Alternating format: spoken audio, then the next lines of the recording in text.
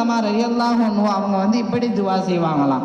அல்லாஹ் பாரக்கல்லாஹு நிசாஇ அன்சாரி, அதாவது அன்சாரியினுடைய பெண்களுக்கு அல்லாஹ் பரக்கத் செய்வானாக என்று உம்மு சலமா ரலியல்லாஹு அன்ஹு அவங்க துவா செய்வாங்களாம். ஏன்னு கேட்டா அல்லாஹு தஆலா ஹிஜாபினுடைய அந்த ஆயத்தை இறக்குறான், அதாவது நைட்டு இறக்குறான். அந்த நைட்டு அந்த செய்தி கேட்ட முடித்த உடனே அந்த அன்சாரி பெண்மணிகள் எல்லாம் என்ன பண்ணுறாங்கன்னா, தனக்கு கையில் கிடச்ச எல்லா துணியும் எடுத்து தன்னுடைய தலையை அதை மூடிக்கொண்டு வந்தாங்களாம். அதனால தான் உம்மு சலமா ரலியல்லாஹு அன்ஹு அவங்க இந்த மாதிரி துவா செய்தாங்க. ஆனால் இந்த மாதிரி ஒரு சட்டம் என்பது இந்த உம்மத்தில் மட்டும்தான் இருந்தது. ஏனென்று சொன்னால் இஸ்லாம் என்பது ஆதம் அலைஹிஸ்ஸலாத்து வஸ்ஸலாம் அவர்களிடம் இருந்து ஒவ்வொரு நபிகளுக்கும் வந்தது.